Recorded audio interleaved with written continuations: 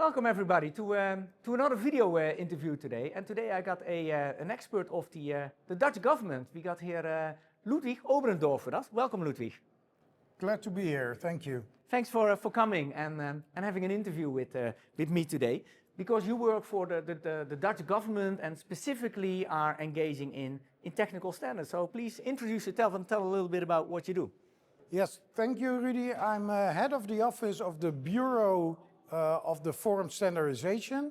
And in the Forum Standardization, governmental bodies cooperate with each other and with science and business to make use of open standards and to make better the connection that government has with each other, but also with business and citizens, and to make it more reliable and trustful.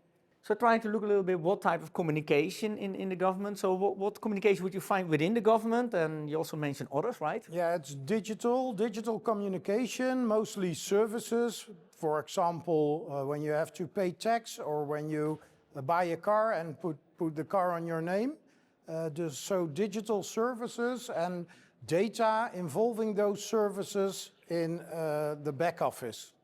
And then when it comes to standards, I mean, does the government have any responsibility there or more than a company when it tries to use standards for what it does? Yeah, because there are such a lot of bodies in the government, it's very important that they interact with each other, that there is interoperability. So we have lots of fragmented bodies, but they do have to cooperate with each other.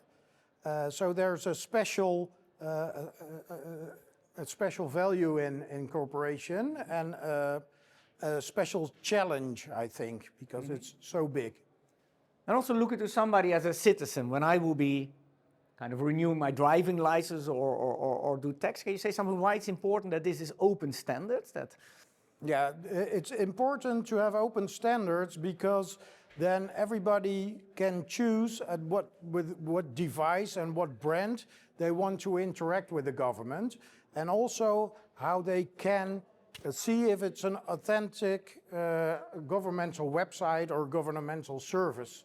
So there's freedom for people how they want to communicate with the government and which devices. So the government wouldn't force me to buy a particular software or a particular device this way, otherwise I could not communicate with them. Yeah. I think Forum Standaardisatie talks about open standards. So can you say a little bit more what you mean by open standards? I think there are general definitions what open standards are.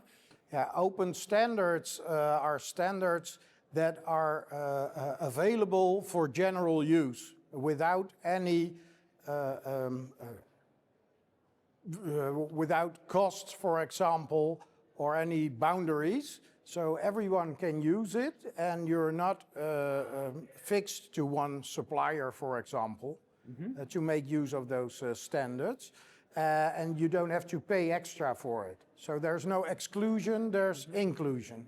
So would also be standards that do not require patents, for example. Is that correct? That's correct. And also in the way they're made, every stakeholder has to be heard when they are made or developed or maintained.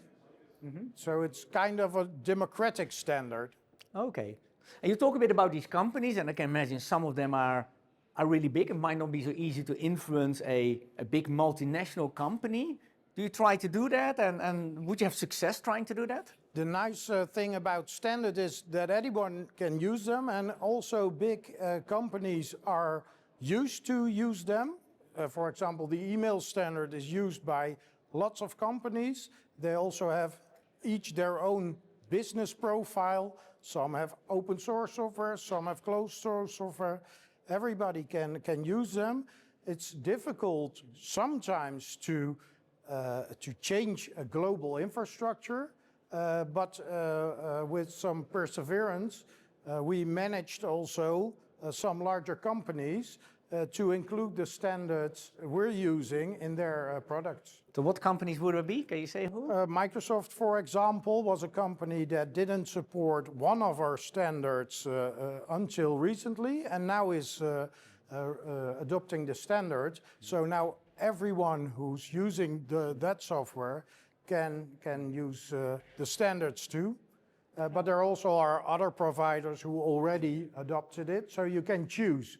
You have the freedom of choice also in the suppliers you want to use. Nice, because I think it had to go all the way to the minister, to try to... Yeah, it helps when there is some pressure, and it's very difficult for them because they have this global infrastructure, but it helped. We also wrote with Parliament about it, because Parliament wants to know how it is with the adoption of these standards. So they also were interested in this case. Okay.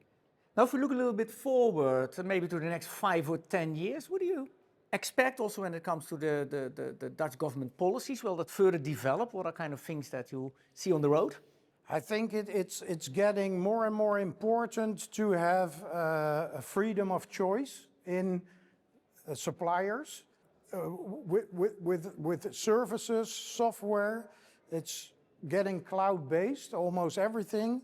It's very important that it stays interoperable, that clouds can communicate with each other.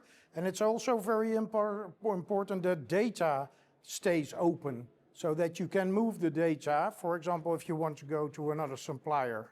Yeah. So I think that will be very important, more important than before, than the last years. So you're working at about the topics of the use of standards by the government internally and to citizens. Are there other people working in the Dutch government on the topic of standards? Is there more than Forum Standaardisatie? Yeah, with the Forum Standaardisation, we're focused on digital standards and we're focused on sectoral standards. So there are lots of standards, also sectoral standards, even open sectoral standards, but there are ministries, for example, or organizations that are specially focused on those kinds of standards. So we only do the digital sectoral standards. And there are other people in the government working on standardization strategy of the Netherlands more in general, True, right? True. And for example, also the